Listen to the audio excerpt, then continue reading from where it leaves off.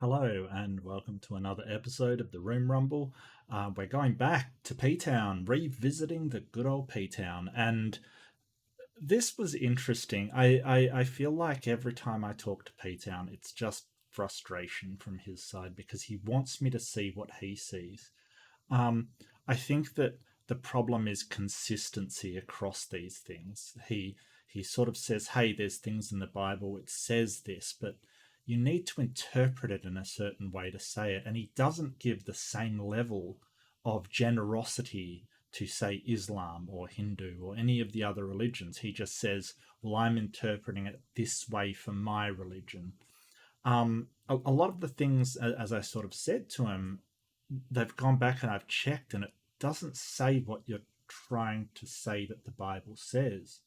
So I think that, and not to be harsh on Peter, but I think there's a lot of motivated reasoning going on here. There's a lot of generosity and leeway given to his belief of what the Bible says based upon not just a sort of accurate or even a scholarly reading, but more on what he wants it to say.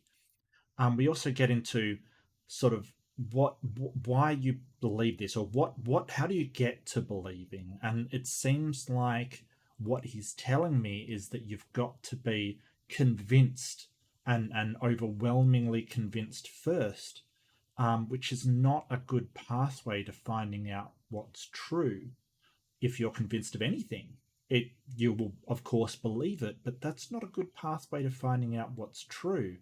But he seems to want me to um, believe his evidence, without actually presenting evidence to convince me, because all of the evidence he presents relies on me believing that that's what the Bible is trying to say, or that what this is trying to say, before I actually get to it.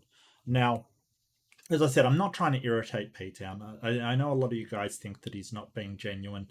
Well, I'm prepared to give him the benefit of the doubt, and sort of he talks a lot like when I'm convinced. I'll be convinced when there's sufficient evidence to convince me, based upon logic, rationality, and reason, and not before. But who can say if that's going to happen in the future? It certainly hasn't happened so far. But I guess I'm trying to get across to him the methodology in which we ascertain whether claims have merit or claims do not have merit. And it seems to me he's frustrated that I fact check what he's saying and find out if it's true or if not. But let's go on back down to P Town. Get ready to rumble. Sorry. Oh, it's because you're on the other side of the planet. Yeah, it's because I'm on the other side of the planet, and it's just daytime for me, kind of thing. So it's perfectly fine. I'm usually Right. doing other work and doing other things, and I can drop in. But yeah, this is sort of midday for me, so it's great to see you guys. How you Right. been anyway? Good. It's been a week since I've seen you, and I Yeah. think you and Bree both did a stream, little Hmm. P-Townery action. Yeah. But where's the rest of the atheists? I'm glad that BS and you are here, but is there I like don't a know. flat Earth debate Is going or is that something? BS Lewis? BS Lewis is amazing, amazing. Thank He's you. pretty cool. He's pretty cool. He, I just don't don't make know. any cartoons about me, all right? BS. Look, so Paytown, I have a rule when I sort of go around to jump into these rooms and stuff, and that's that I don't bring people to gang up on other people. Like, I don't do that. I don't organize people to come in and that's not what I'm trying to do here. I want to have discussions, and sort of getting a group together to ambush some poor person in a room is not what I'm about. I don't want to do that. If they're there, that's cool and that's great. And if they drop in, that's fine. That's fine. But I'm not gonna get a posse together and go and ambush somebody. That's not cool. So yeah, I don't know where all the other evolutionists are, and I haven't checked. But this I is think I good. This just is need like a tag team right here. Mark can do the Sure. smart science stuff, and I'll do the the comic relief. So Well, I heard you talking about the Great Oxygenation event, and that's a fascinating subject because that's sort of, as far as sort of evolutionary is concerned, it's the rise of cyanobacteria, bacteria that um, um, ingest carbon dioxide and expel oxygen. So you have a point where oxygen is being consumed at a huge rate by these cyanobacteria, and then they're releasing oxygen into the world. Because at that point, kind of thing, oxygen is like a poison. It's a bad material, and if you think about it, oxygen is a pretty horrendous element. Like it's not a great element. A, it's flammable. B, it oxidizes metals and things. It breaks down things really quickly. The fact that we use oxygen to breathe makes us think, oh, it is a good thing. And that's not necessarily the case for all organisms. So, to a lot of organisms that sort of came along at this point, the great oxygenation event was a really deleterious kind of thing. Like it just wasn't a great event. So there's other are there other animal life forms that don't need oxygen, Mark? I don't think there's ones that don't need. I think there are a few sort of Besides plants, but I'm just curious because your no, argument plants need oxygen. is Plants need oxygen. They need a very small amount kind of thing. Like they okay. do need some of it. Sure, but But there's this um idea that oxygen is not needed, that it's actually harmful to other living organisms. I I'm not a science.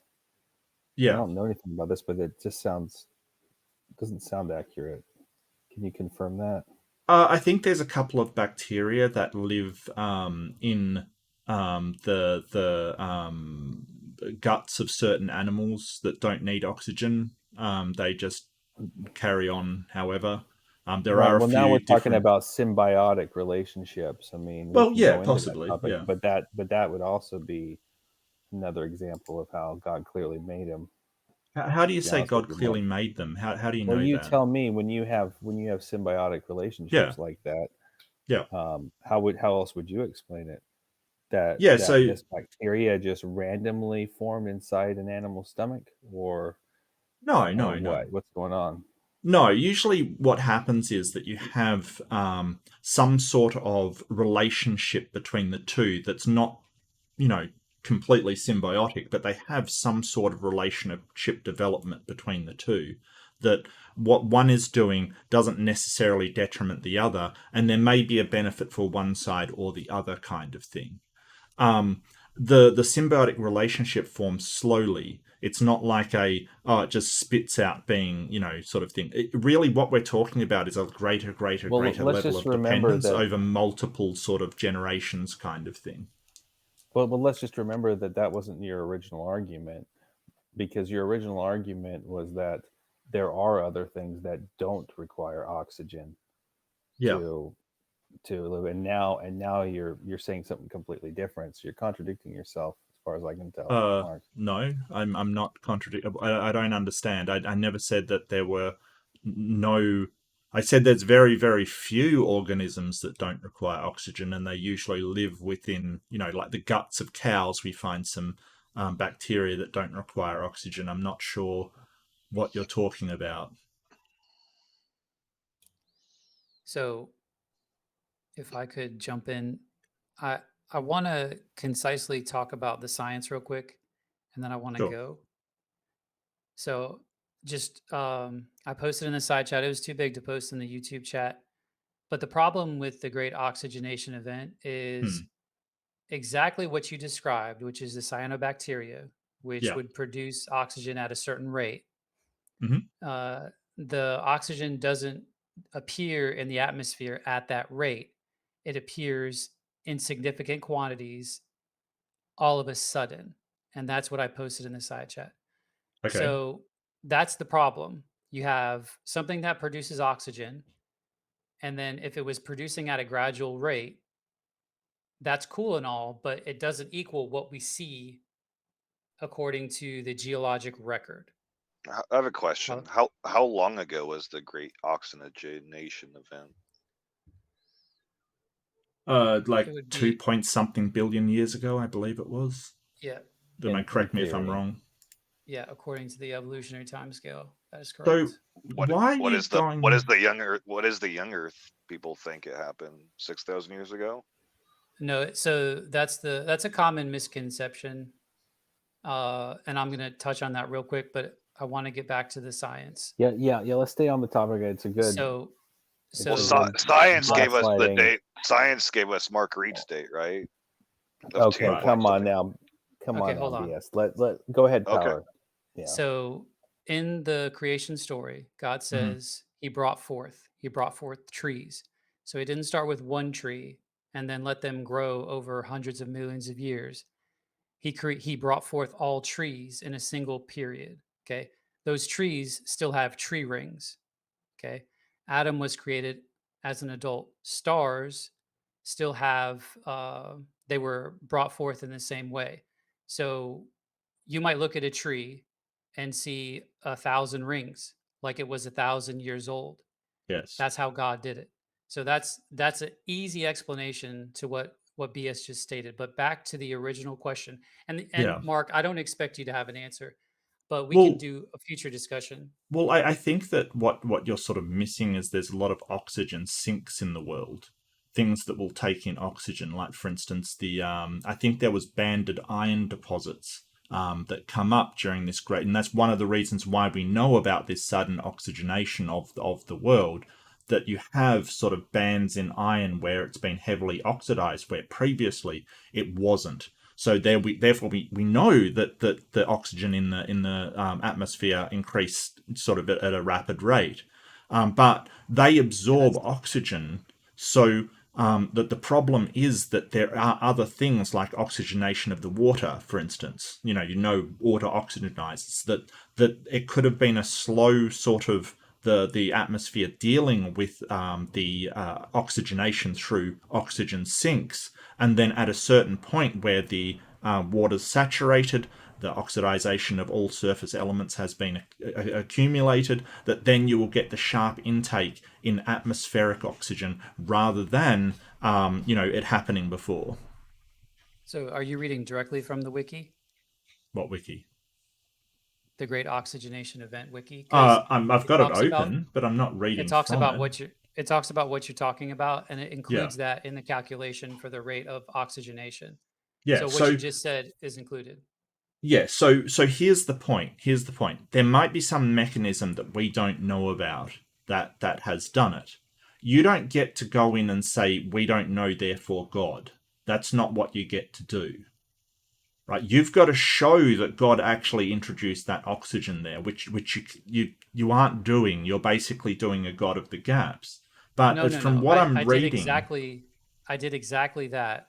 The Genesis account is different from the evolutionary account. The Genesis account has the sun happening after the oxygen producing stuff. So I started with the yeah, premise that the Genesis account is the correct version. It's different from the evolutionary version. That's where why I'm starting start with from. that account? Why start with that premise that your one has to be the right one? Well, and not address that That's my paradigm. the Earth is older than That's your the paradigm. in general. It's Yeah, that's okay, correct. if science supports the Bible, I mean, it is It what wouldn't it be the is. first time that someone used the Bible and made a prediction and they were correct. I mean, Well, You've that's just not covered a really a bunch of them. prediction. In no way does the Bible say that the oxidization of what appears to be 2.6 million years ago, but for some reason you can't accept, is caused by God. It doesn't say that anywhere in it.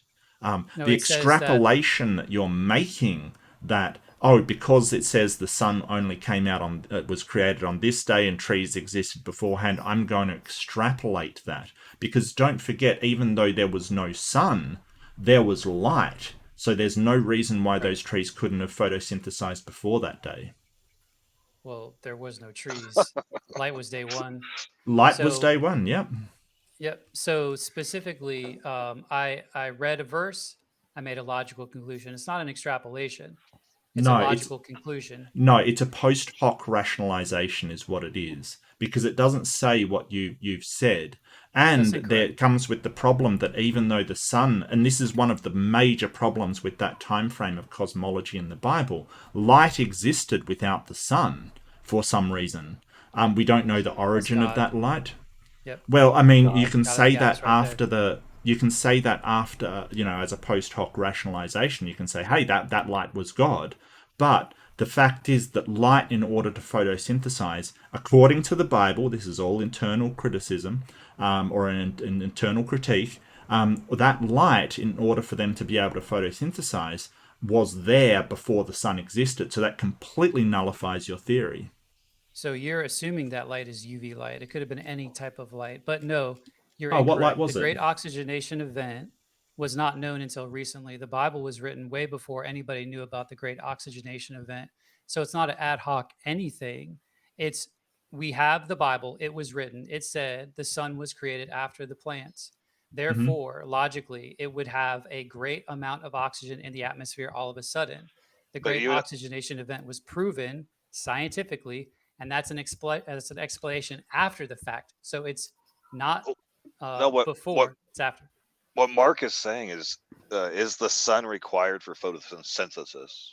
Obviously, UV light is how the plants Yeah, are are What? energized. we can make them in grow houses and greenhouses, and we Uh-huh. can still grow without ever exposing to the light, operating that I'm photosynthesis. sorry, what? Exposing to the sun, he You means. have plants that don't respond to UV light in greenhouses? No, they Uh, do respond to what UV light, kind and of they cause photosynthesis without the sun. So your sun in your example that you're using isn't necessary. And what Mark's saying, that even as an internal critique, the light from day one would still make it possible for the great photosynthesis event without the sun type You're of thing. Yep. assuming the light in day one is UV light, which is an incorrect assumption. That's an How do you interpretation. know it The wasn't UV sun, light?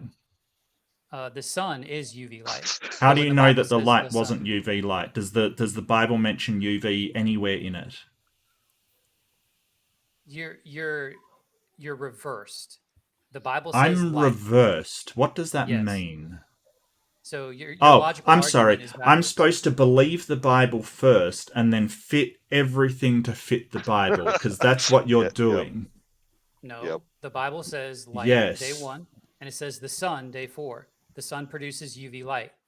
Saying light doesn't mean it's UV light. If you say it's UV light, you're doing an interpretation which is wrong. I'm You not can't I'm do not that. saying it's UV light. I'm asking you how you know, like, because you've made the claim it was not UV light. You've made that We claim, don't know right? for certain it was UV light. So your whole thing Well, I based on don't know. assumption. I don't believe the Bible at all, right? I don't believe it for a second. I don't think that the sun was created after light because that to me is completely nonsensical. I don't think God separated the light into two parts, day and night, because that seems nonsensical to me. Like, how do you split light into two parts? You I have to use a don't. different source. Well, I don't do that, right? So I don't believe any of it. You are the one making the claims here that Right. this represents the Great Oxygenation event, and we have Yep. explanations in science for that event. You're not explaining how you know that, except that a book says it. And that Before isn't the Great enough. Oxygenation Event was known, It the doesn't book said it matter. before. It doesn't matter. Sure We does. don't believe that it happens at all. But even on an internal critique, you can say, hey, the light was there, and that's why all the plants didn't die for a start, because they had light.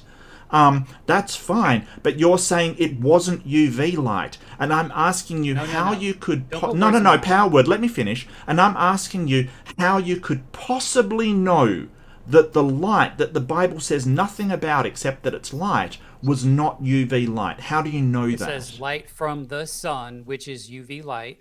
Day And I one. very specifically said the light mentioned in the first day is not from the sun because the sun hasn't been created. Therefore, assuming it is UV light is incorrect. Therefore, we know it is not necessarily UV light. The Do light you on day need the 4 sun for is UV UV light? light. Do you need the sun for UV light? Do you know of any other natural source of UV light?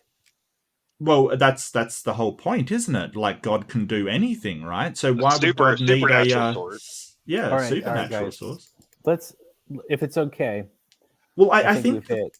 Yeah, I one more think the topic. problem here is that a lot of claims are being made. Like, you're making all of these claims, like the Bible says this, and it does mean the great oxygen, and it does mean this, and it does mean that. And unless you start with a presupposition that that is correct and infallible to begin with, that is a huge jump, and you can't explain how you know this is what it refers to. That's the problem. It's a simple prediction. while also admitting or ignoring It's the not a age of prediction. Sure it is. It's Our not a main prediction. point- I'll make another prediction. The Bible says that the earth was made to be inhabited. Specifically, it was a special creation. So therefore, we won't have other planets that are inhabited. So there's a prediction. That's what the Cool. Bible says. Do you know that they found uracil, one of the components for RNA, on an asteroid? Japanese scientists found it. So Where I was wouldn't the like to. asteroid? So who's the one space. jumping from one to another? part of Then space? you're gonna say, are you saying that DNA comes from RNA? I mean, I can. I mean, just Hold because on. you found I one want to of the talk about components. rocks. DNA does come from Ridiculous. RNA. What are you talking And about? who? That's my point. Is you're gonna say DNA comes from RNA. Well, But- I'm not saying that there definitely will be life on other planets, but I just wouldn't You make just said that that's your bet. belief. You just said it. You believe that DNA comes from RNA, and you're gonna say just because one of these planets has a component that Do you know that is how included in DNA? RNA. Do you know how DNA is transcribed? Are you referring to viruses right now, Mark? No. Or- Like when we copy it, it's tRNA changed and into RNA, RNA, and and then that's and- transcribed into DNA. Like we But just because literally. you have another component that Hold within on. the RNA. I have to make Go one ahead. point and then I have to go. Okay. I'm already over. So, Mark, you just said uracil was found on a asteroid, and that's Yeah. the building block for life. Well, it's a building block for RNA. I'm not sure about life. I think that's a bit of a stretch, but Is it's RNA definitely a building block for life? Yeah, sure. So if you have life on an asteroid, or you have a building block for life in Mhm. RNA, you have RNA on Yep. an asteroid, and an asteroid is a rock, then life came from a rock. Yeah. Gotcha. So this is a this is a real mistake you guys make, and I've explained this over and over. Just because Matt there Powell. is. Well, just because there is like don't like what you chemical. believe, Hang on. Let me Mark. finish. If you're not interested in letting me talk, I don't know why I'm here.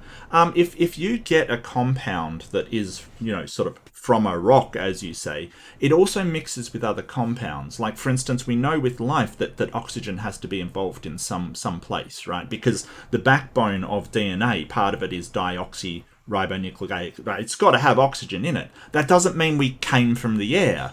Water was involved in some place as well, because our makeup is water. That doesn't mean we came from the sea. So the fact that you're using these sort of things to say, oh, you came from a rock, suggesting that we're somehow birthed from a rock, because some of the compounds that make up life are present in mineral formations, is just ridiculous. You're making a composition division fallacy, where you're basically saying, because that thing that came from it, I'm going to assume all of you came from that. No, that's not how it works. We take in various compounds from various different sources, and that's how life. So yeah, if you want to be accurate, we came from the rock and the sky and water and various other compounds that were on the way that it formed. But to simplify it and say we came from a rock is it's heinously ignorant. So you'd be okay with saying we came from a rock and other stuff? No, I'd be fine with saying we came from chemicals. So my official response is this. You brought Official. up oxygen, which is a noble gas. I brought Sure. up something very specific. I said phosphate, Yes. which is phosphorus. Okay, Is that's phosphate not a gas. rock? So exactly. So one word. It's a rock. is this You think rock phosphate called- is a rock? It's called phosphorite. Look it up right now. Google it. Phosphorite. Okay. That is where the phosphorus came from. It's literally a rock named after the phosphorus. Is that Where the did you only guys chemical? Is that the only chemical in life? No, I'm good with you. I It's agree. not, is it? So I we agree don't. when you say like we came from a rock be and back, other yeah. stuff. I'm good with that. Like I can get on the same page with that. Where do you guys think we came from? Okay, so phosphorite or phosphate rock or phosphate is a non-detrital guess. sedimentary rock that contains high amounts of phosphate minerals, right? So we're talking about a rock that contains phosphorus. So we didn't come from the phosphorus rock. Phosphorus is a compound that is the makeup of life. So you're completely wrong, Power Word. Like it's not like just that phosphate rock turned into, or the phosphorite rock turned into an organism. It's just that there's chemical compounds in the rock. There's chemical So the compounds in uracil, the air. There's chemical the compounds in the ocean. There's chemical compounds everywhere. so the RNA you were talking about earlier is bound by phosphate. DNA is bound by phosphate. The uracil you were talking about earlier, Yeah. it basically it is a building block in the same way that the phosphate is a building block. All DNA molecules are Right. bound by phosphorus. And what molecules are in uracil?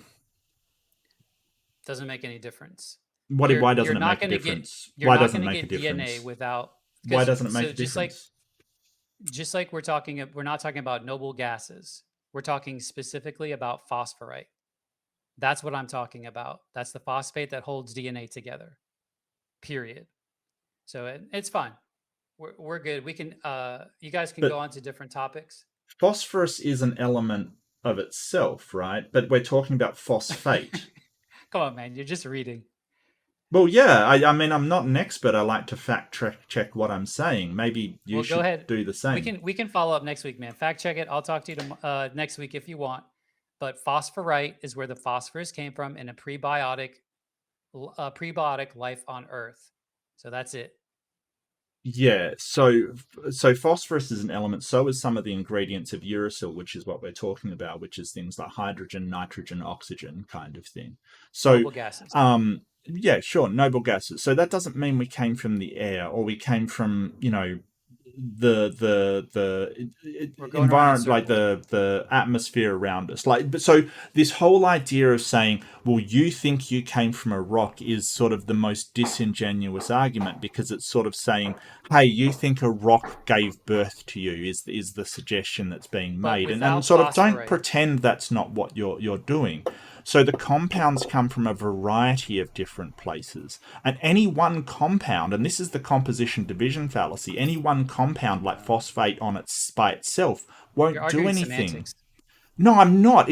I've just Yeah. pointed out It's purely semantical argument. it's the composition division fallacy that you are making. You are trying to tee up the properties of phosphate by itself with the properties of phosphate mixed with all the other compounds from all the other different places to make a living organism. You are the one conflating. That's I already what said you're doing. I would agree with you if you said rocks and other stuff. I already mentioned that earlier in this stream. I'm talking about you wouldn't have life if you didn't have phosphate. You wouldn't have life if you didn't have phosphorus. Phosphorus is an essential component of life. Period. Well, it's the essential component of this life, like the life that we're familiar with. We'd have no idea whether any other type of life can Your occur. imagination is what you just incorporated now, which is not So what I'm you talking about. know only our version of life can occur. No other version of life can occur. You know this, do you? According to the scientific method, yes, correct. According to the science. So can you demonstrate that life cannot occur in any other way through any other means? Can you demonstrate that? Observation is how we get facts, and you cannot observe any other life. Tell me if you have. That's not what I asked. That's not what I asked. I didn't ask if Well, we'd observed any other type of arguing life. You have imagination. made a claim. You have made a claim. This is the problem, Power Word. You make these wild claims with nothing to back it up. You is said the life I'm that talking life about. We, cannot. not other You things. said that life cannot form in any other way except for the one that we're familiar with. I would like you to demonstrate that. So the initial statement was we came from rocks. This is specifically referring to our life. I'm sorry if I did not specify our life in every sentence that I say to you, but that is the context of this conversation, is our life, the life we know, the life we can observe, not some mystical, metaphorical, Then why make the magical claim life that somewhere else. life can't occur in any other way? Like, we don't know that. We have no way of knowing But it that. has Like, no relevance to this discussion.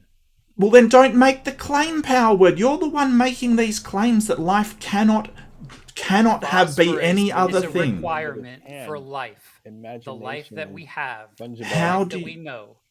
Well, the life that exists on Earth, sure. Again, But you're semantics making the argument. claim that it can't form any other way. It's not No, semantics. It's simple. yes, you're Your arguing lack of semantics. understanding of critical thinking. No, If I you didn't make a use a claim prepositional that phrase. life cannot occur without phosphorus, then you are making a on logical claim that there can be no life. You didn't say life on Earth cannot form without phosphorus. You didn't make the you're life talking that about we're aware imaginary of. life. Hypothetical life on another planet somewhere Sure. in the universe. Well, that's what Power Word said. He said he guarantees that there is no life anywhere except for Earth. Yes.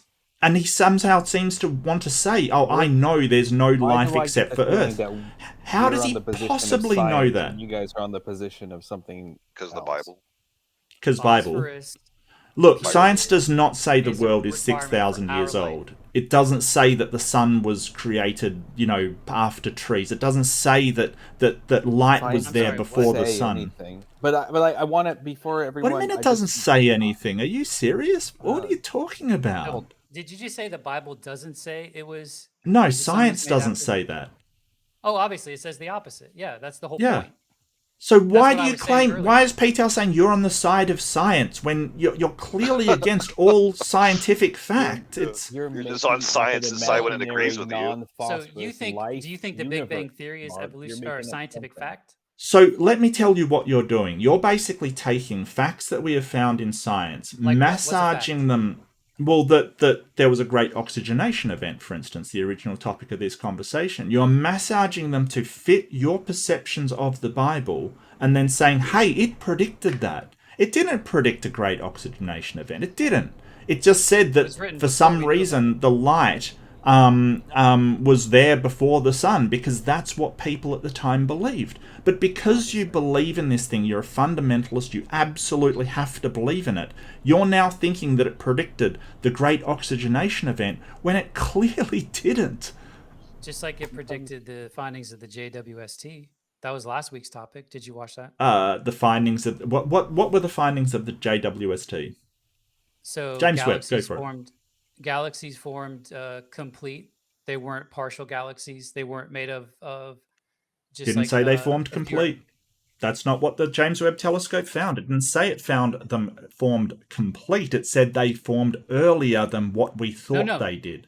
That was another finding. So they thought that they were going to be like galaxies that were clumpy, and they didn't. They weren't. They didn't have all the elements. They only had like a small amount. So that was another finding, is that they found them completely and fully formed with spiral shapes. But again, if you just said it was Oh earlier my than God, if you it was don't earlier than understand. science thought, then doesn't We that don't like shoot understand. you in the foot? Yeah, so Well, what they're talking about... Facts and No. science are two different Let me say this. What they said, right, and what they're talking about is they're looking into the past because of the way that light works. Do you understand that premise, the way that light has to travel? When we look further away, we're looking into the past. No, that's not how it works. It's redshift. It's redshifted No. galaxies. Okay, That's so exactly how they do this. Mark, he's already admitted that they I cause understand where you're trees coming with from. rings in it. so So like here's the time thing. doesn't matter. The further you look in theory, the deeper in the past that you look. Yes, and Right. And these galaxies that we are looking at Because are estimated to be 300 million years old. yes, according to the 13.8 So- or 13.7 billion year old model, and they are not in the form that we were expecting, and it's Right. going to cause the textbooks to be Right. rewritten. Okay, so stop. For your religion, Mark, you're going to have to come up. I don't have a religion. With rescue mechanisms. You're the most Religion, religious man Mark. I've ever met. I You're the don't high have a priest of religion. You're the high priest for methodological naturalism. Look. And you are the most religious man I've ever I met. don't have a religion, Peter, and you can keep do. bleating that all you want. I don't have a religion. I don't pray to anything. I don't worship anything. It's not like your idea of a religion. I think the last description I got was something that you believe in is a religion to you. So it means nothing to me. Like, because I believe in a lot of things. Now, I have to... Imaginary animals and plants on some like other what? planet. What do I being made believe by in? Something That's other than imaginary. Phosphorus playing a role in DNA. You believe What imaginary in something animals that you do I haven't observed. believe in? What imaginary animals do I believe in? This hypothetical other animals and plants. No, on you're other wrong. planets. You're wrong, because is I what didn't you- this is say in your no. argument, P-Town. Let me answer that. I didn't say they exist. I questioned the claim that P-Town said they could not possibly exist. There is two Power. different things there. Power word, sorry, yeah. There are two different things there. Just because I say, hey, how can you possibly know that there is no other life somewhere else, doesn't mean I'm saying that I know there is other life somewhere else. I don't know that. I don't believe that. There's no evidence for it. It is quite likely. I believe that it's quite likely, but that isn't, just an outright belief. You do believe. You do believe.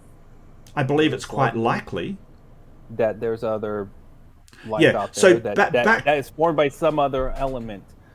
I don't know. I honestly don't know. But you believe it, though. That's your own words, though. I believe it's likely that life is out religious. there. Hang on. Let me finish. I believe that life is out there. I don't know if it requires some other element. But what I know is I know Power Word doesn't know either. He doesn't know if there's any life out there. He's never been out there. He's never checked to see if there's life out there. Nobody has. Like, it's faith-based belief, and that's fine. You can have a faith-based belief. That's fine. The JWST is checking right now. So the JWST, to get back to the original subject, the JWST, when we look, say, 300 million light years away, right? At the speed of light, assuming a year is how long that light takes to travel, that light travels in a year, we're looking 300,000 years ago, because that light that we register as what we're seeing has taken 300 million years to get to us. So we're not seeing these galaxies as they are now, right? We're seeing them as they were 300 million years ago or whatever. Right, so that's how we're looking into the past, as it were. It's because the light takes time to travel to us. You can disagree all you want. That's basically what they're saying. So when they look at these galaxies and see them fully formed, they're saying, hey, we're seeing fully formed galaxies when they should not be fully formed. That doesn't mean they're saying they came into existence fully formed instantly. That's not the same thing. Do you know how they're determining them to be older? Just a second, Power. I just want to clarify here. I think what it would be light that is 14.4 billion years old. Sure. But, right, or 14.4 billion years old in terms of how long it took for us to see it. And it would be 300 million years old. So I'm just trying to clarify the secularist view. Yeah. That's all. So these galaxies are 350 million years after the Big Bang, right? So they're 350 million years. Do you know how that's measured? What do you mean how it's measured? How does the JWST measure the galaxies to know which ones are older? Redshift. Correct. Now, in this case, yeah, that is how we can tell what a galaxy should look like, right? How redshifted it is. So the more redshifted it is, the closer it is to that maximum limit, right? So a minute ago, you said instantaneously. Nobody's saying galaxies formed instantaneously from a cosmological model. They're saying they formed two. No, I think they formed instantly from the Genesis account. But from the cosmological model, they're saying they formed too quickly. So they were expecting to see unformed, clumpy galaxies. Well, they formed too quickly, or they formed earlier than what we expected. One of the two. Right. So the most redshifted galaxies were fully formed. They were expecting the most redshifted galaxies to be clumpy. So that's how does that support your assertion from a biblical... Hang on a sec, let me finish. From a biblical view, that they came into existence fully formed. How does that support it? Because they're not saying that. Just like Adam was fully formed as a man, the galaxies were fully formed, period. Yeah, so this is sort of, it's sort of, a god of the gaps. Like, we don't know why they formed earlier, or we don't know how they formed quickly, therefore God done it. That's essentially your argument. Yes, it is. That's essentially your argument. I made a prediction based on what the Bible said, and the prediction came true. There's no God of the gaps.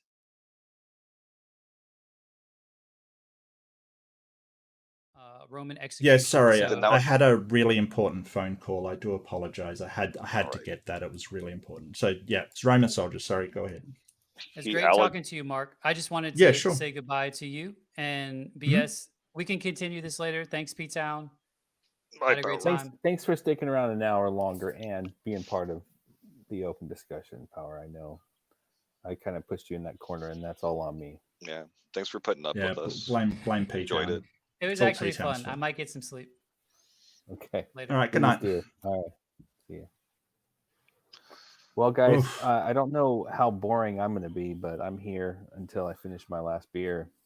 Okay, But, I'm not happy with his answer. Maybe you can elaborate. So I asked, when did the God of the Old Testament, was he acceptable of a human sacrifice? And then he gave me an allegorical dodge about him being a lamb instead of a human. So can you so give what, me can you give me clarify the your actual question? answer about, so God in the Old Testament hates human sacrifice, but then all of a sudden it's his plan to have a human sacrifice? Like, that makes zero sense. No. I mean, look at Genesis 22, the binding of Isaac. Okay, you and I have talked about this, Yeah, right? but he didn't Okay, kill Isaac, the did he? patterns He are, didn't kill Isaac. Yeah. the whole point is it was acting out prophecy. Let's open Then up our Bibles, atheist, to okay, Genesis no, I'll chapter tell you then 22. that Let me if just it's show gonna you all the patterns here. if it's gonna Like, be a parallel, then the Muslims are right that Jesus was spared right before the cross and Judas was put in his place. why do you always want to throw these other mystical religions that It's from don't the have the Abrahamic same thing? religion. It's the You same want to you throw other story. religions into. I was going to answer your question, but you just muddy the water, BS. You don't Because want to know you're the saying truth. a non-human sacrifice is the same as a human sacrifice, and I'm saying I don't think No, that it acts satisfies out me. prophecy. It literally says, and Isaac turns to him and goes, Dad, I have the wood, and we got all the stuff, but where's the lamb? And then Mhm. Abraham says, don't worry, son, God's going to provide himself a sacrifice. Look, that's one of I don't know, probably 115 parallels in that one chapter where it is predicting Jesus, dude. It doesn't make sense without Jesus. This is what I tell the Jews all the time. And I'm willing to play in the sandbox, but it takes a hard left. It's not just a sandbox, it's fact. It's What? So prophecy, we're baby. No, talking Genesis 22. What's the premise that you're saying that that's a I think it's prophecy? Genesis 22. Absolutely, it's a that prophecy. Yeah, Mark. How him is not that a killing Isaac prophecy? is the same as him It's the killing way it Jesus. works. Well, It's a type of prophecy. It's a type. didn't something It's appear to be killed in similitude. his stead? Yes. Guess what? It would be a lamb that was stuck in the thorn bush No, it by the wasn't. It was crown a of its head. ram. It was a Yeah, ram. Yes, a It was a ram. ram, not a adult Sure, lamb. It I'm was a sorry. ram. It's the same thing. It's not adult the same lamb. thing. By in a thorn bush by the crown of its head. These are the little small things that I love to study in the Bible. Who So else who was is the crowned with substitution for? thorns? Jesus, Mark. I This is don't think he one of was. the No. 115 parallels that I'm trying to explain to Hang you. on. Who Let was me the let me get my substitution for God, interlinear Jesus? Bible. Hang it's on. the Let me way get my God interlinear communicates a Bible. message. Just let me get my I get it, interlinear P-Town. because Genesis 22. I don't think it says a thicket or a bushes kind of Thorns. thing. I don't. Well, I Yeah, don't think thorn it bush. Go says look it up. thorns. Yeah. I don't think it No, it says doesn't, but it thorns. is a thorn bush. It is How do a you thorn bush. know that? How do you know that? It doesn't matter if I don't know it. It's what it implies throughout scripture. It That doesn't yeah, imply it you'll in the be slightest. It just says he looks yes, in a it bush does. and sees a ram. It's a thorn bush, dude. A thicket. It's a Okay, thorn bush. How do you know it's even a It got stuck thorn on the bush? crown. no, Okay, even fine. Mark, can we just say, what if it was the case, a though? bush. Would it be significant to you in any way? Because it's right now, it sounds like it is. Otherwise, you wouldn't be making a big deal about it, right? Well, No, yeah, it here's the would be. There's hundreds of these, though, dude. wait. Here's the question: like, if Jesus is representative of The Isaac in fact that this, you if fit over it is wait, an let me example finish. of being prophecy. Isaac is supposed to be Jesus in that story, right? If it's like a parallel, Correct. then Isaac got Isaac. spared at the last second and Mhm. traded out for another sacrifice. What's the alternative in Jesus' story? Oh, see, this is the stupid thing that you and Tux do every time. Like, look, I don't want to go. I'm not going to go Because down something that. is I'm kind of not going to go alike. down that road. No, it's dumb. It's dumb because there was prophecy. That's my point. You guys want to go down some other fairy tale. God is bad. No, I'm We don't not. I'm believe in asking an Satan, and honest yet question. if Jesus did exist, then he's Satan. Like You, nonsense. I that's don't not what want I to was play the doing. game. I'm saying if you're saying this is a parallel, then what's the parallel between Jesus getting spared at the last second and who took his place?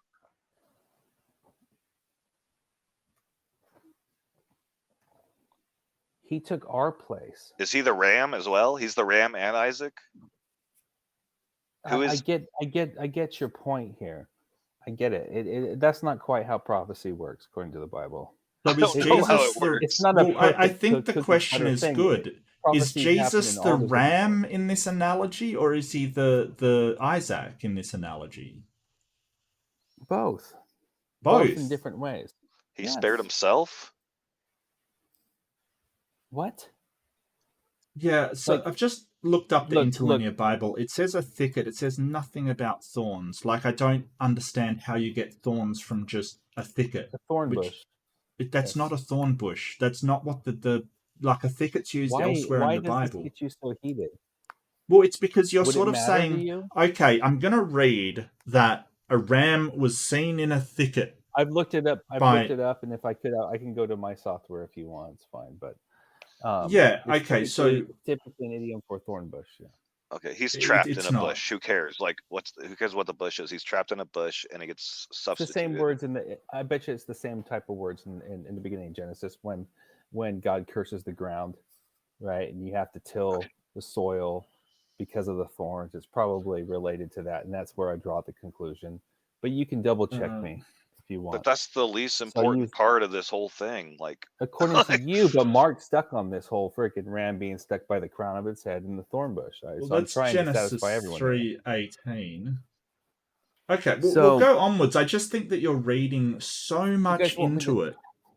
I'm not okay. So there's other types of prophecy too, though. If you go back to the beginning, you can look at contradictions, and this is what the Jews can't explain. When God says, He says, "Take now thy son, thine only son Isaac, whom thou lovest, and get them and get thee into the land of Moriah, and offer him there for a burnt offering upon one of the mountains which I will tell thee of." First of all, your only son? That's not true, right? He had another son. So there's a contradiction there. The Jews can't explain this. He had another son before Isaac, right, Mark? Remember that son? What? Ishmael.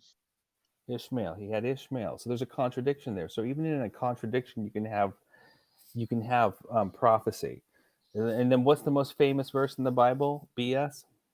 Because you John know this. 3:16. Can you quote it for me? For God so loved the world that he sent his only begotten son. Whoever Yes. shall believe in him shall be saved. Correct. His only begotten son. So even in apparent contradictions, you can see prophecy, and that's the way that God works. He doesn't really care how smart we are. There's just all these different prevalent patterns. The same way that this ram, this alternative sacrifice, was stuck in a thorn bush by the crown of its head, and then thousands of years later, Jesus was crucified for us, right, and was crowned as the quote unquote king of the Jews with a crown of thorns. And there's a lot of other patterns, Mark. I mean, Isaac had to carry his own wood. There were two other dudes. There was a donkey involved. If you even count the days in which Isaac's name isn't referenced anymore, it patterns how long Jesus was in the grave before he resurrected. If you count the unnamed servant, which is typically a similitude for the Holy Spirit to go find a bride for Isaac. Like, if you ever become a Christian, one day these things are going to matter to you, Mark. Okay, The so the patterns two are words, overwhelming. the two words in He's Genesis still on the 3. horns. Yeah, Vedada, and which is thistles, and Vekovus, which is thorns. The word in Genesis 22 is basebak, which is a thicket. They're completely different words. So this didn't refer to thorns in the slightest. It We didn't are- refer to thistles. It was a thicket as in bushes. It's a Okay, thicket. Mark, why Yeah. are you so hung up on the bushes? Well, Thanks, it's we got because a team here. a claim is made that sort of he's referring to thorns. Like that's the claim made, Like and that crown of claim thorns and stuff like yes, that? and that is what links it in, and that is Okay. clearly false. That is clearly not true. It's That not we're not clearly referring to thorns in the slightest. Well, where did you get thorns from, P-Town? I thought they were I thorns just- too. I'm not gonna lie. I just- No, it's just a thicket. I just got out. This was mentioned in the Blasphemers Bible study with the other Jewish dudes. They even, out of their mouths, they explain how it's typically a thorn bush. But- besides that, originally I went to, I have a website that I go to. Let me see if I can pull it up. The biggest question is being avoided. Like you kind of almost answered it. You're with going the to have human a sacrifice. philosophical question about how this was actually the devil doing everything. No, I'm not. I'm just asking You if God promise? hated. I won't. But God hated human sacrifice all up into the point where Jesus came in, and that's like his plan from the very beginning. I can answer this actually. Well, partly. The whole entire thing that happened with Jesus was against the Torah, was against the law. So even in that way, it was prophesied. The stuff that the high priest, the Jewish high priest, did to Jesus was against the very book that they were trying to, So say that God's they were plan the- was the- yeah, is he actually was anti-religious. He was very his- anti-religious. God's plan was achieved through breaking the law. Watching people fail, yes, because we are insufficient without him. But then that goes back to like what me and Power were talking about now. He's like, oh, they need the law. They need to make choices with the tree in the garden. How do we know it wasn't his plan all along for us to not eat the fruit? And then again, like he wanted us to break his law. Like his plan wouldn't have went into effect unless we broke his law. Right, but you always have this default way of going back to But that's this what you just philosophical said. view. Because then, even if I can overcome this hypothetical objection, you're going to say, "Well, why did God do anything in the first place?" Like it's just this stupid argument that That is a I good get it question, but I'm not ultimately. going there. Right? No, you will if I ever won't. could overcome your last one. I'm just trying to It'll go good and always be a evil. new Good and objection. evil. It'll No, always because be a new objection because that's these just the two way that link you up operate. between they link up in the fact that you say like it was important for mankind to break the law in order for God's plan to be fulfilled. And so I'm saying this makes me doubt that I ever would want to follow God's law in the first place. That way I can make him happy by fulfilling his plan. Well, according to God, like we won't ever be believers because that's part of his plan. So we're doing it right. Yeah. Sorry, P-Town. But don't forget, BC that they're gonna punish us for that. So we're following according to his plan, but we're gonna burn for eternity because we didn't believe. But God knew we wouldn't believe, and that's how he set out his plan. And it's very important that we don't believe. Right. Mm-hmm. So this is sort of internal critique, P-Town. This is sort of how we follow threads to say, hey, what's the logical outcome of this? Like, so if everything is according to God's plan and nothing happens not according to his plan, then us not believing is according to his plan, and us getting punished for following his plan is according to his plan as well. Sorry, I'm multitasking here. Yeah, no worries. It was Okay, just atheist wins, checkmate, basically. So no, I'm just not that smart to be able to look up this whole thicket issue with the type still of on the bush. bushes. Well, look, there's nothing. So you're gonna have this to is go backwards. well, P-Town. I'm sorry. This is a common. You This so confidently, sure. even though you don't know what you're talking about. Like you have a mission because you're a religious man. I'm not religious, P-Town. What am I religious about? You're a religious secularist. A religious secularist. Do you know what secular means? What does secular mean to you? You believe in methodological naturalism, and you no. Hold on a sec. What does secular mean to you? No. Do you believe in methodological naturalism? Well, do I believe that it's the best method we currently have for finding the truth? Yes. Mm-hmm. Why? Because you're Because it religious. No, well, if you'd allow me to answer, because it provides proven results. Because we're talking on the internet because of methodological naturalism. So I can go and you're going to drive a car claim, because of methodological naturalism. oh It wow, so provides Christians us didn't make the combustion with engine. Christians didn't make the electricity. Christians didn't actually make the internet that we're talking through. Oh no, no, Christians because didn't do any of that. They were just P-Town. methodological Well, naturalists. Your yeah. So statement is religious and okay. not factual. Well, let me answer. Sorry. Because Christians can use methodology. There's nothing preventing Christians from using that methodology to find out things. They make discoveries all the time using science, which is methodological naturalism. But they don't use religion to discover these things. They don't pray to discover a car and it just happens. They don't say, "Oh, well, I've got to get an airplane to fly. Let me pray for it." No, that's not what happens. What they do is they employ science, methodological naturalism to come to these conclusions. And that seems to be the best effective way by far than any other method for finding out what is true and what is not. That's why I believe in it. Not because I have a religious sort of, it may not be the best way. It may not be the best way at all. We don't know. If someone may come up with a better way. And then I'm right on board with that as well. So that's why it's not religious, because it's no skin off my nose if methodological naturalism isn't the best way. I'm on board with the best way, the one that produces the most consistent results and the best results. But if you can come up with a better way, please do so. And I will believe that's the best way. There's no religion in it. I'm not tied to this thing. If someone comes up with a better way, methodological naturalism sucks and I'm on board with the better way. But you've got to prove it's better, not just state it's better.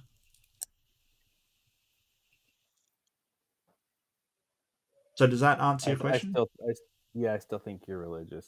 About what? What's my religion? Because secularism is a lack of, like, it is not Maybe religious by definition. So you must be using either secular in a completely different way, or you're saying my religion is not religion, which is weird. depends on how you define it. Well, how are you defining it? Maybe we can both agree, I guess. Well, I still don't know what I'm Agree to supposed to be disagree. religious about. Okay. What do you guys want to talk about? I'm Well, gonna I be going to bed, so you guys can Sure talk thing. science all Well, you I want. mean, I just want to know what I'm religious about, because you keep making this claim that I have a religion, and I don't know what my religion is supposed to be in this world of yours, and you Mark, can't what seem I'm to worried outline it. about is Later, guys. Yeah. when, I'll with, see you, with B.S. Lewis. Take care. What like a guy. Paladin, He's we're going to awesome. play. I do. I love BS. Um, What we're going to do is we're going to play semantics, and we're going to play different definitions of words ultimately, which honestly, we're both right in some ways, and we're both wrong in some ways. It just depends on how well, you define it. yeah, I mean, I'm not even of the mindset that, like, because there are people who believe in naturalism out there, like hard naturalism, only natural things exist. I'm not one of them. I don't believe in the supernatural because it hasn't been demonstrated, but I'm not of the opinion that it cannot with certainty not, exist. So I'm not even part of that sort of, hard naturalist camp. So and I'm certainly not part of the physicalist camp that only physical things exist. I know abstracta exists, in a loose term of exist, but I don't know what I'm supposed to have this religion about. Well, And okay, and I'll try and put it this way. The way, and this is just, I'm just talking in a way where I'm trying to describe a feeling that I have about you, and this is one of my biggest worries. And I think it was a couple months ago I expressed this to you, and mhm, I think it's been 4 months since we met. I was on your show. We did yeah, a little tiny short special. sure, Your show's exploded since then, but yeah, my we're still tiny people, but yeah, it's still yeah. big. It's my biggest worry for you, Mark, is I just don't want you to get too deep into where you are going to have a position, and just because of the popularity of it, you're going to hold fast to it instead of looking at the entirety of the evidence. You In don't that know way, me I think very that you're well at all, do moving. you? Yeah. Well, I think that you're leaning that direction, and I that's what don't think so. I'm most scared for, because I still think you have hope. Um, Uh, but sometimes I see it, and I'm worried about it. I think that Look, you're too religious. so PTown, like, please stop trying to read my mind, because I've never based my opinion on whether it's popular or not. Trust me on this. Like, that is not what I do. Most of the stuff that I base my opinion on is, sort of, if you want to say, hey, you're religious about rationality and logic, I can say, well, that's a weird thing to be religious about. Sure, I guess if you're using it to suggest that a religious belief is one that you believe strongly in, kind of thing. And again, logic and rationality seem to be the best way to get us to a consistent result with reality. So I don't, you know, I really do follow those principles, where I find them leading. I Mhm. was never indoctrinated into any religion as a child, so I didn't grow up with it. I don't feel the need to have a religion. But I it is, though, because your How is methodology it? in and of itself can be religious, is what I'm saying. If Can a you're going to follow, methodology be religious? yes, Well, what's of your course. definition of a religion then? I feel like we're talking past one another, because I Please don't don't. let me define it, because I'm trying to Why? describe a feeling of what I mean of religion. It's a dogma. It's something that you hold fast to without considering an alternative. Well, let's take my presuppositions, for instance, because when you're talking about sort of dogma, I think you may be talking about your axioms, what you hold to be true, um, with no justification, right? Um, Everyone has their own justification. Well, But here, not let if me they're just put it axiomatic. let me just give you an example. We're going to go from chapter 22 of Genesis, and you actually were interested for a tiny bit and went and looked it up Yeah, when I said with the ram with the crown, yeah. being in the thicket. And if you Well, look you at said it was a Isaiah, and if lamb. you listen, I did it too because someone else brought up a lamb. It's still the Oh, same okay, thing. okay. Like from a biblical context, because Jesus was the lamb without blemish. It was also it's also a ram. It's just a male lamb. You know what I mean? Like Well, it I from think the ram the had special significance in Jewish tradition. Like, they used to blow the ram's horn, I and they don't really had. care about Jewish tradition. I care about what the Bible says, just to clarify. Well, But isn't it happened. okay. No, it's definitely different. Yeah, but I'm learning more and more of it as I'm on the blasphemers Bible thing. But what I'm trying to say is there's patterns in Scripture that it's the number of them, Mark, that make it statistically significant. Whether it's scientific accuracy that was foretold in advance, or if it's prophecy in advance, or if it's a simple chapter like Genesis chapter 22, where you have 100 different patterns that portray Christ thousands of years in advance. But you're going to go back and you're going to say, and you're going to point out each one of them how there's a possible alternative. But in Hmm. any realm of influence that we operate in, whether it's a classroom, a courtroom, um, a lab, in particular a medical field, you're going to look at the evidence in its entirety, and try to conclude what would be the most logical explanation, right? Instead of trying to denounce that bush isn't a freaking thorn bush. When you could, if you really looked into it, you would see that it's implied to be a thorn bush according to scripture. It takes some work, but you're going to look at it at a glance and say, oh, it's completely irrelevant. And you could do that to every 100 parallels that Mm, are in this chapter. But if you look at it and take a step back and realize, oh, God actually made this dude, like it'll blow your mind. And it is a yeah. scientific way of addressing things. It's just a So different method of doing it. yeah. So science doesn't do that, and the reason why is See, because what that it correlation does doesn't though. necessarily mean causation. So when they find that there is these, instances, even if they seem like, to a parsimonious or a probability, oh, it could be this. That's why they rely on experimentation and testing whether that is actually the case. They don't just say, hey, there's these number of factors, they seem to line up, well, we'll just go with that one. That is not what science does. It's why that experimental phase is so important to science. And the problem is that if you don't do that, you go with bias. You go with where you want the results to lead. And I mean, that's a totally separate problem in science, bias influencing. It tries to eliminate it. But the problem is, PTown, is you're not eliminating the bias at all. You're not interested in doing that. You see a ram and you go, well, that's the lamb. But you have a bias to think that that's a lamb because of the prophecy that you want to believe. And you see the thicket and say, hey, that's thorns, because you have a bias towards that. And what we try to do in science is eliminate the bias. Just say, if all things are equal, how do we take this at face value and test it to see if it's correct? And if you are changing words and changing meanings to fit with a preconceived idea of what this ought to mean, I don't see how you can not recognize that as bias. You completely ignored my point, though. It's the number of evidences. It's so let's say we're in a, I don't know how to make up an example here, and I got to go pretty soon just to give you a heads up.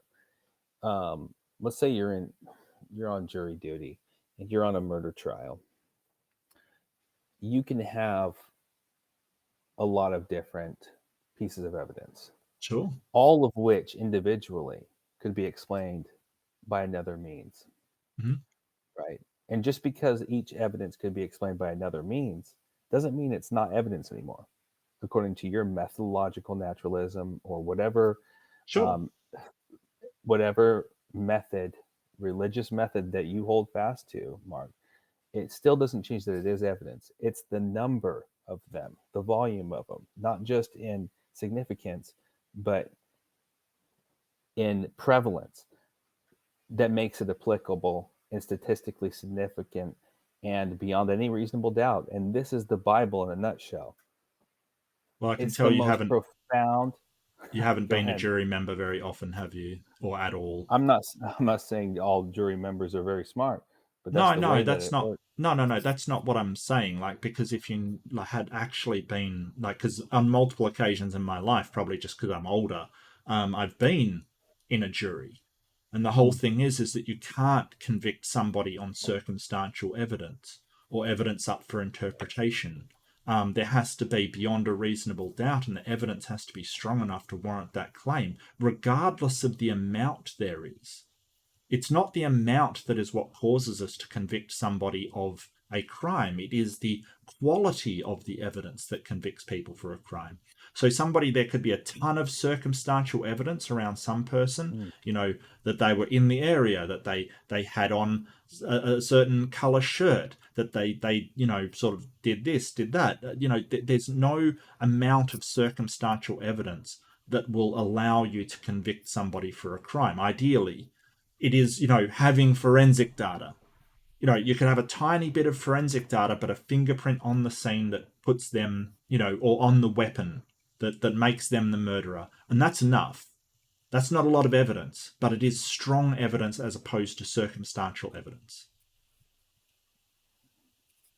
Well, this is a good topic that I think that you and I should have more discussions about, because at least we are coming at it from both different. I got to argue. I think that my point's valid and yours is, and I would disagree. But I think the intricacies of both of our arguments Well, a need to be question polished up. a question I want to ask is, do you apply the same reasoning to the claims by other religions like Islam and Hinduism and just all the other religions out there? The ones that I've looked into, yeah, they don't. There's no comparison to the Bible. Yeah, But look at those creation stories compared to what the Bible says. But they do say things very similar to what you've told me today, that, sort of these revelations like, how did they know this and how did they know that? I hear Islam making that an awful lot, that it makes scientific predictions kind of thing. That Islam has these prophecies that they're were big fulfilled. into that, yeah. I Right. don't know that So much about that. why Yeah. is the amount of yours significant, yet the amount of theirs isn't? I'd have to look more into that, Mark. That's not. We can't talk about that today. I'm not ready for that. Okay. But it doesn't. It wouldn't surprise me if some of their stuff is scientifically accurate, and I would say that there is an adversary at play when it comes to that, and that's a whole nother can of worms. Okay. Well, we won't go into that then. But Yeah. from what I see, is that you're sort of like it's just so a confirmation bias is Well, when um you come down on the side of something because you see it and you've already determined the conclusion. And humans, all humans, myself included, we're all open to confirmation bias. Absolutely. There's no way around it. We all see there is things an that we've. aspect of confirmation bias that happens, but it's phrased differently according to the Bible. God How's it did make phrased? it so that revelation. I mean, things are revealed to you through the Holy Spirit, and even though the Holy Spirit can be demonstrated through the text and through your life one day, hopefully, and I pray that it does happen. It's it if you want to put a technical term to it, it could be observed as being confirmation bias, but God did that purposefully, and even the idea of this quote unquote confirmation bias Hmm. existing is evidence of the text. The way that God did that is so magnificent, Mark. Like from my perspective, the way that He made it so it doesn't you can't, as much as I'm on the front lines. I'm just a soldier for Christ, Hmm. but there's no way that I could take this book and turn it into a scientific textbook to read it for you that in that way. Like there's Well, no no, method. no, I You don't know what I expect mean? to. So like, Yeah. even though it could, and I know you would disagree, but even though I see how it is scientific, even in the same methodological way that you love, Mark, even though it is that way, he still made it so you can't see it without the Holy Spirit. So Well, the quote unquote confirmation bias is a real thing, and God chose to do it that way. Why? It was pleasing to His eyes. I mean, it's, okay. Well, I yeah. mean, from my point of view, I don't see how somebody can tell the difference between the Holy Spirit and confirmation bias if they're basically, exactly the same thing. I just want to also sort of say I don't love methodological naturalism. It's not that I have this Can I just make a enduring. quick comment before you go into Yeah, that? yeah, yeah. Go for it. When Go for it. okay, um, when I talk about the demonstration of the Holy Spirit in the text, um,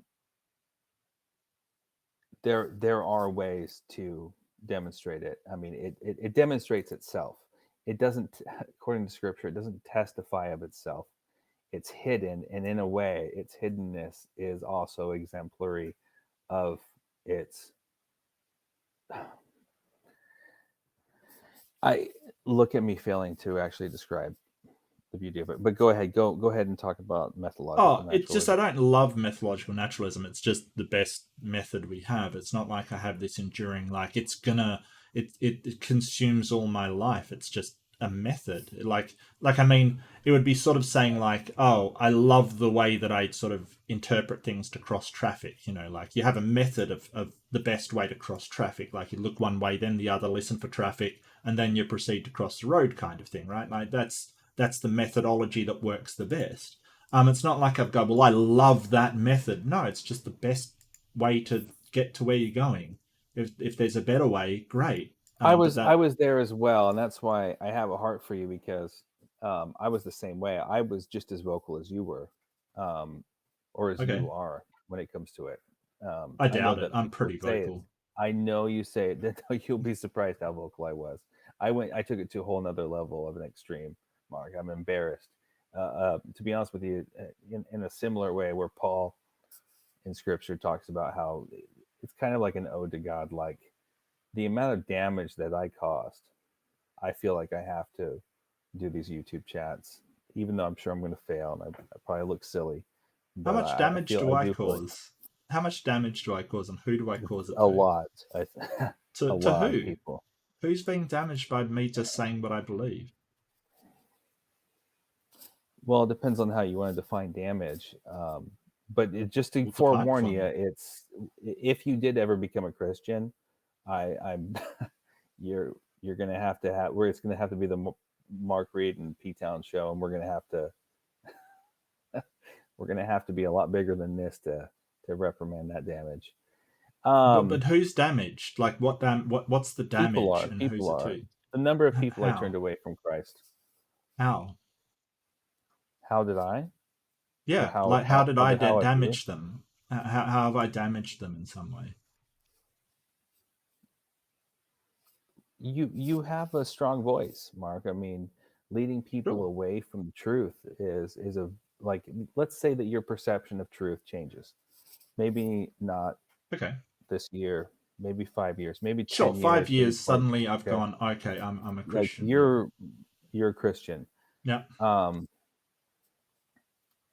What kind of damage would if you reflected backwards? Now you're a full-blown biblical literalist. This is Mm-hmm. scientifically accurate. Um, you love Jesus. You want to give your life to the Lord. You Okay. you you witness eternity. Like Mm-hmm. um, Mm-hmm. your reward isn't of this world anymore. It's in heaven. Right. Right. So wouldn't it Um, be that like and Paul? when you Well, wouldn't it be like Paul that was what God intended for me to do?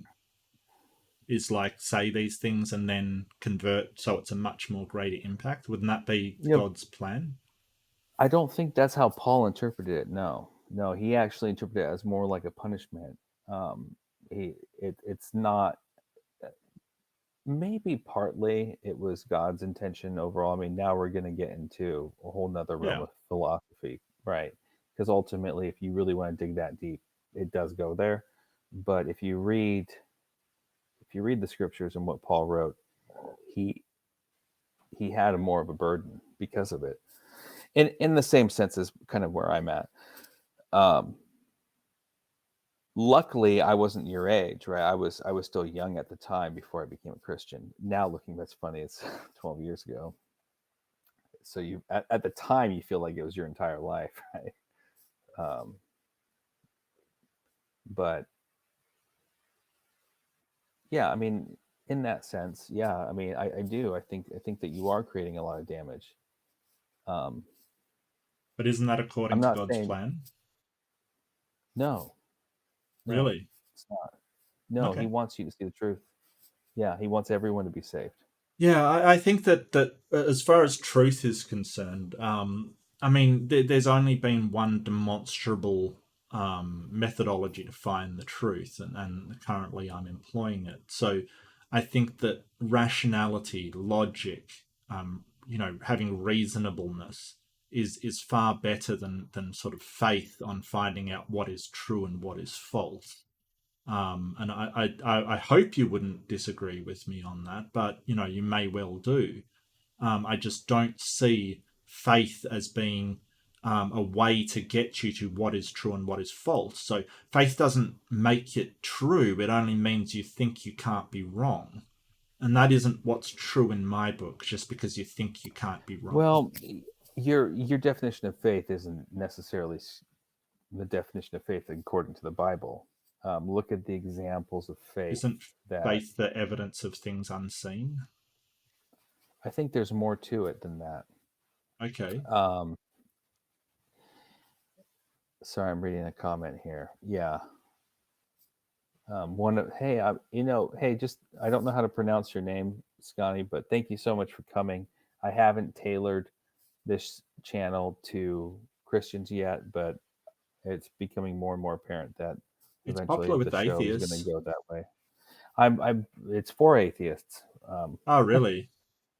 That's what I want, but I think we're going to need more Christians here. Well, then I can't become It'll a get the Christian and discussion going. put you out of your audience. Then, PTown, there's got to be somebody to watch your channel, mate. So Hey, I it doesn't one as eventually when you're a Christian, Mark, I think they'll all come with you. Hopefully, that's someday.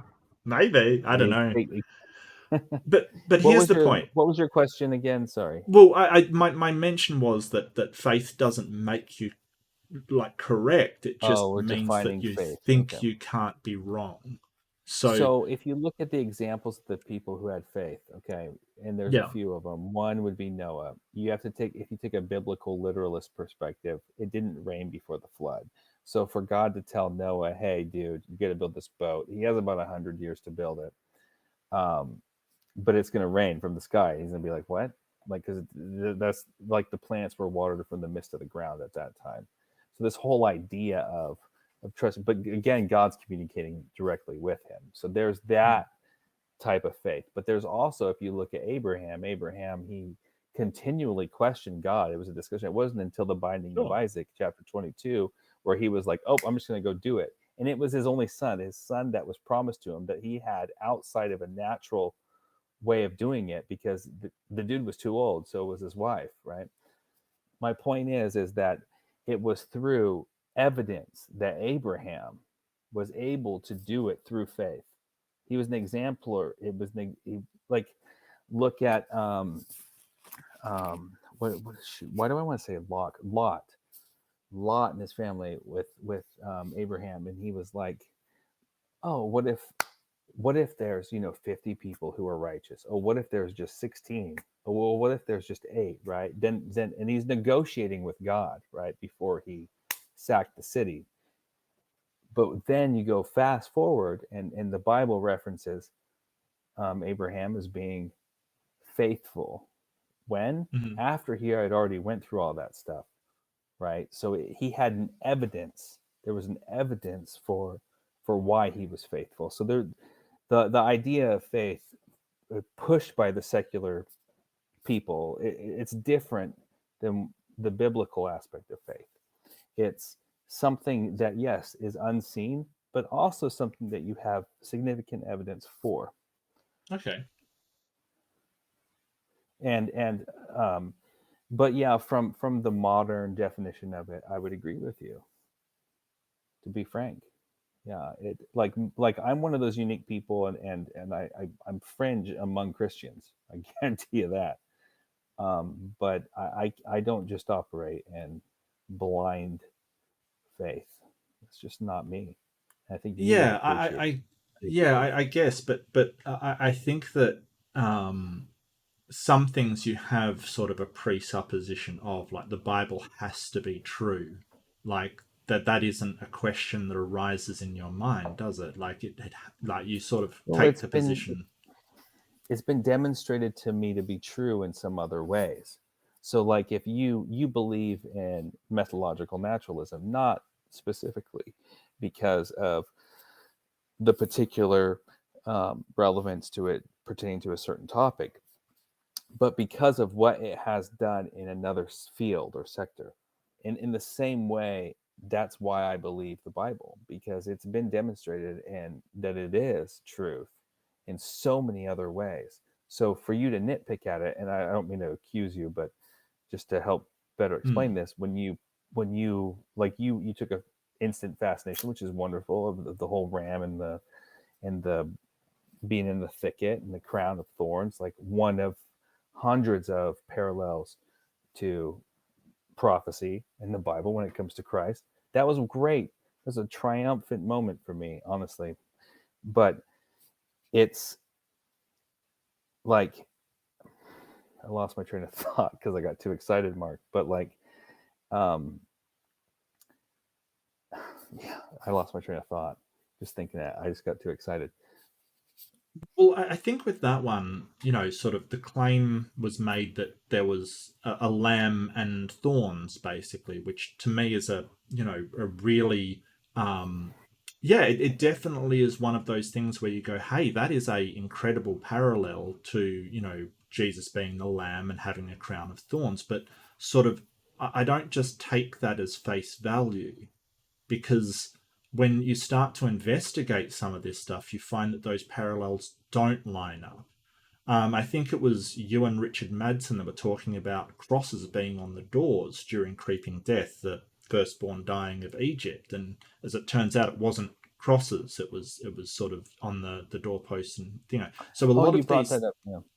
yeah, a lot of these things that sort of I hear from Christians, and not just you, like just other Christians and stuff, is that they'll say that, hey, this is analogous, or this is an indication of things to come, but then you look at it and it isn't actually what they say. The details are different, and the devil's in the details kind of thing. Because if it Well, let isn't me just a clarify lamb that and it because isn't thorns, then the analogy and the whole thing of, well, that was prophesied, it just doesn't work. well, let me just say this. So, like the anticipation that they did paint a cross on the doors Yeah, during the Passover was an anticipation of mine. And when we were having this random discussion months ago, he was like, "I bet that's something you believe." And then I was like, "Well, I anticipate it wouldn't surprise me at this point." But I have looked into that, and I had this disagreement with Power Word. I said, "It's yeah. clearly not what it is according to my simple reading of the text." So at the time, I hadn't read into it. He was just postulating that I would be. I had never looked into it before, Mark. So I Yeah, yeah. didn't. No, I gotcha. Yeah, no, Right. that's fine. It's So just, like, it's but just, so I hear the these process that claims. Yeah, I go through would be, yes, am I anticipating after all of these years of being a Christian and seeing the significance of the Bible, would I have loved for that to be a cross there on the doors? Yes, I would have. But the truth is, the simple reading of the text is not that way. But there are still patterns, though. You have the wood, you have the blood, okay, and the door. Which, if you know the New Testament, Jesus is the door, right? Just all you have to do is knock, and yeah, He'll open, right? Like the whole, yeah. there's plenty of other patterns, is what I'm trying to say. But yes, I would Mm. agree with you. So I did have that anticipation that it might be that way, and you could still interpret the text that way, just so you know, because Well, you can that would be interpret the this. text anyway. That's the thing. Like, Yeah, text is there's a lot very of easy playing to those games. I interpret however you Right, right. want. But I'm not going to be that way, right? That's just not the way I operate. But yeah, I'm just saying that there is a possibility it could still be that way if you want to narrow it down to two motions instead of there being three. But I Well, won't get into it. I guess what I'm My saying my is, when I hear these claims, I want to put it under scrutiny.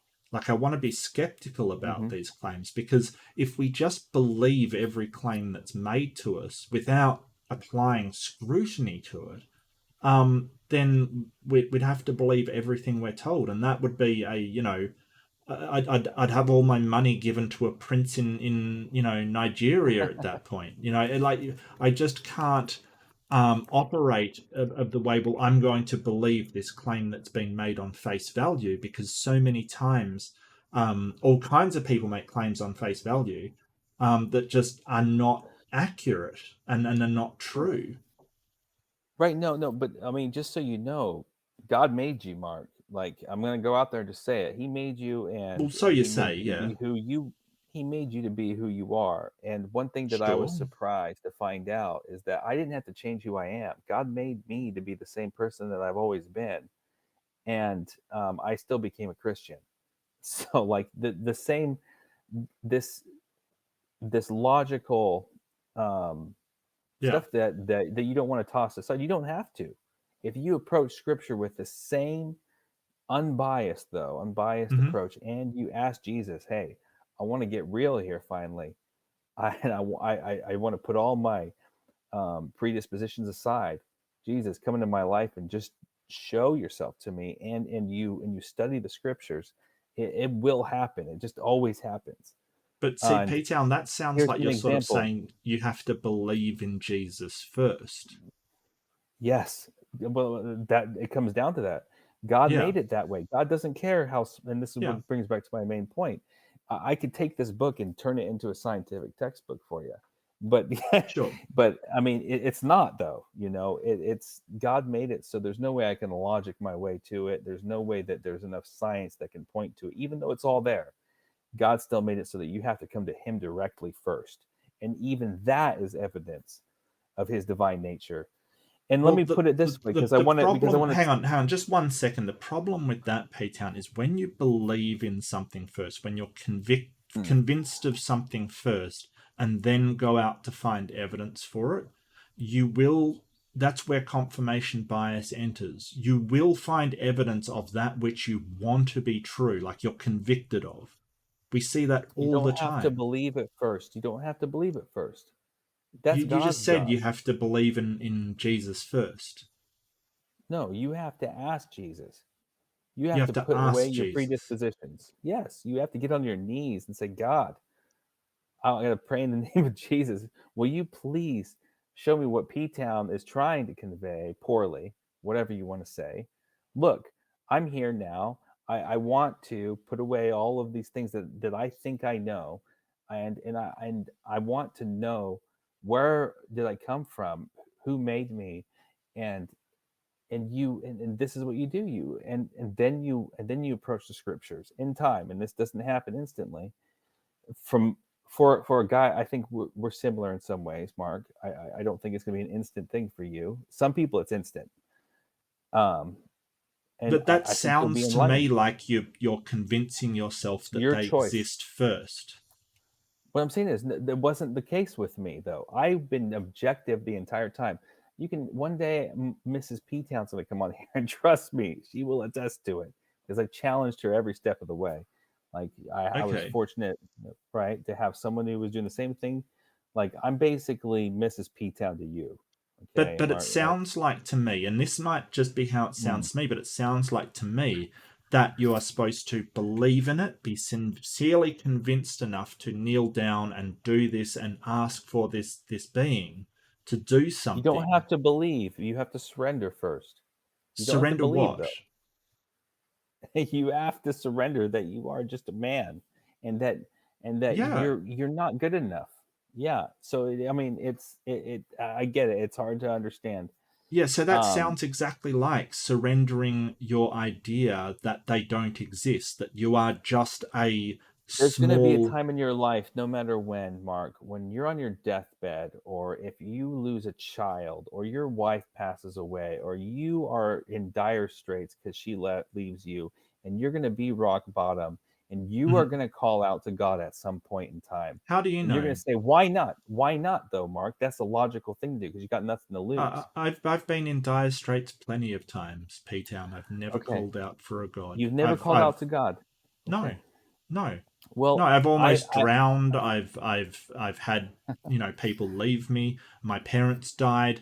I don't know what sort of thing in my life that you would expect that I would look to a god when I haven't so far. Even though I've been through a lot of stuff.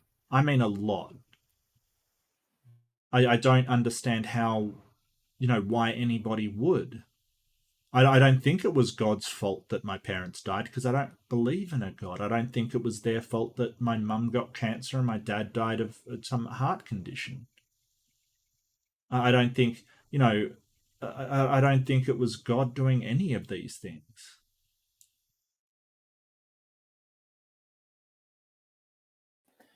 have you never prayed in your entire life? I have tried it. Yeah, I've tried to pray when people say, "Hey, you pray and suddenly you'll believe," and nothing happened. It just I don't understand what it is that you're expecting of me. Except that what does come over though is people are like, "Well, you've got to have this belief or appeal to him with all your heart." And to me, it sounds like you have to strenuously believe and have absolute conviction that he exists before you're convinced he exists, which to me is a nonsensical argument. It's a nonsensical statement. Because if you But already imagine, believe he imagine have you exists, know how you're having this conversation with me right now, yeah, Mark? Okay. yeah, Have you ever had this conversation with Jesus? yes, it was a one sided conversation. Nobody responded, Right. nobody Okay. talked to me, nobody You've sort had of. Yeah, I mean, like people say, hey, you pray and talk to Jesus, and you right. you will get a answer. And I didn't get an answer. I sincerely said, hey, Jesus, if you're out there, come down and do anything. Respond to me, say something, make something move, blow a gust of wind. I don't care. Do whatever. Nothing happened. Well, the same thing happened to me too. Nothing happened for years. And it wasn't until I was finally one night on my knees crying right? And I did. It was really hard for me. The whole concept of praying to a quote unquote man, there was a difference between what I had done before in that night. And it wasn't until a couple weeks later, and then 5 years later after that, where I even began to start becoming a Christian. And this is just So me telling you the truth. Like there what's the was something I difference? think that happened. I don't know. I Well, don't what's the know. difference between nothing happening and then something happening, and somebody believing and believing and believing so much that they become convinced when probably they shouldn't be? What's the difference? Well, How do you tell the like difference? right, and that was the thing. I never thought I would get told the difference, because there would be, even if great things happened, like that's not a good measurement, because that's not the way Sure, like, right. I mean, what would be the evidence? And we're sure. talking about chapter 22 of Genesis, but Hmm. and you, it's, I love the fact that you were interested in it with the whole horns and the crown of the head and the thorns, but, Well, I or mean, I'm sorry, just not. the thicket. But like, go to Numbers 2 one day when you are a Christian. If you want evidence, go look at it literally and see that this group of people that went through all of these crazy things and still denied God are now marching in the shape of a cross in the wilderness. Take it literally and you'll see that it's right there. I And don't if you think they're want to do the marching in same the shape of a objective approach, cross. go do the math. If you want to be literal and objective, you'll see that it is. I don't think So they're marching in the shape of cloth. I think they made their go camp do the with math. different Go do the armies on math. each side of them. They didn't Go do the march in the math shape of yourself. cross. Well, I mean, Yes. I've Do the done the math. Take it math. I've literally. tried what people say, and nothing happens. I don't see any reason why I would believe this. I don't see any Because reason. it's And in if a you're sort book of saying written thousands you of years have ago to before sit Christ. down and continue to sort of convince myself and then I'll believe, well, yeah, no joke. If you sit down and you absolutely convince yourself, of course you're going to believe that. That's what all religions do. But No, if you you know, go read a book and see that it predicts the future in advance, that's different. but It's that's not what not. the Bible does. It needs like Does. really wide interpretation and really generous interpretation to predict No, in this case, anything at it's all. really specific. It's really specific, Oh, what's the actually. specific thing? Well, how It's in the specific are we shape talking of about a here? cross. They march around in the shape of a cross. Yeah, If you so take it it doesn't literally into say command, that. It says when it they make does. camp, they put armies on the north, south, east, and west, and then you've taken that to mean it's in the shape of a cross. But You all it's saying is that they there's some separated the assumption. armies of the Levanites from the Canaanites from the other people, so they wouldn't fight among one another. That's all. I'm It doesn't glad that say, you actually got part of it right. They did separate it so that they wouldn't quarrel. But if you look yes. at the numbers, it's literally the book of Numbers, and you tally the numbers and assume that each person equates to a certain percentage of area that they live in, right? That's an assumption, but I think that that's fine. It's in the shape of a cross, Mark. I'm just Yeah, I saying don't this is think not that's the shape of a relevant. cross because when you're talking Why? about, well, it's when you're The talking numbers, about it's a math. group of people being to the east, a group of people being to the west, a group of people to the south. It's not necessarily a cross shape. They could have been in circular encampments, making it sort of like a clover shape, and they still would have been north, south, east, and west. You need a generous interpretation to go for a cross. Or you could take it literally and it's not generous. You just be more literal in your Well, if you're literal type. taking it literally, it's just like the shape doesn't matter. It's just they were north, south, east, and west. That's the literal interpretation. A non literal would be, hey, According, they a formed non-literally would themselves be what you into. said in say of a clover, which would be northeast, Well, I said it southwest. could be a clover. I Right. didn't say it didn't say it was. I said I it will could give it to have you. been. My point, like, look, Mark. I mean, if you're going to nitpick at each one of these and say that it could be something else, you're going to be able to do it. But It's it's the not number of specific. these instances. It doesn't It's matter. not specific. It does matter because if you're going to claim something as a prophecy, if something prophesies something, it has to be specific. Because if It it's is not specific in other instances, and it is. It's it's like, Mark. Look, I mean, I think we're at the road's end tonight. okay, no worries. I don't want to push you, P-Town. I don't want to be, I mean, I could discuss this for hours, as you know, but I don't want to be harsh on you. But I think that um, yeah, just I don't think it's specific enough for me. I'll put it that way. I think that that's very, very that's going from north, south, east, and west to shape of a cross. I don't think that's specific enough for me. I'm more skeptical of that claim. Would you agree that the numbers are in the shape of a cross? Like No, your addition that it could be no, it the could shape of have a been. clover instead of straight lines. Would Yeah, you yeah, agree it that could have armies been. march in straight lines, or do they march in the Uh, shape of clovers Depends on the army at the time. I mean, I know the Romans marched oh, in sort of in a clovers? no, no, but they weren't marching around like that. It said when they made camp, they separated into the north, east, south. They didn't say they were marching like that. Okay, I don't mean you like. Look, I do hope that you get on your knees one day and sacrifice that big brain of yours. Ooh, you did. Well, don't go I'm to the. joking. Is that a This proposition? isn't this is an Aaron Ross channel here. Okay, okay, okay. No, Look. At this point, I don't know why God did it that way, at Mark. this There's point, the no. only thing that would convince me is solid, demonstrable, reliable, rigorous evidence that can be counted And it's on. there. Yeah, I don't It's think it there. is. Nothing It that you've is. It's just presented me. you have to put away your own ego and just say, Jesus, No, come into my I'm life. not. I'm putting away my ego by saying I'm not going to know that this thing equals the thing that I want it to be. What I'm doing is saying, does it specifically say and specifically give these examples? And it just doesn't. That's the It thing. It does. has to be interpreted. Well, I don't think it does at all. I think it's up to interpretation whether ram means Of the lamb Holy and, Spirit, my this brother. means this, whether cross means north, south, east, and west. I really think that's up to interpretation. Sorry. Sure. I mean, it ultimately comes up to interpretation, and your interpretation's wrong. Love you though. Yeah, same. Love you, P-Town. But yeah, I'm going to take off, but take care and all the best. All right. See you, mate. See ya.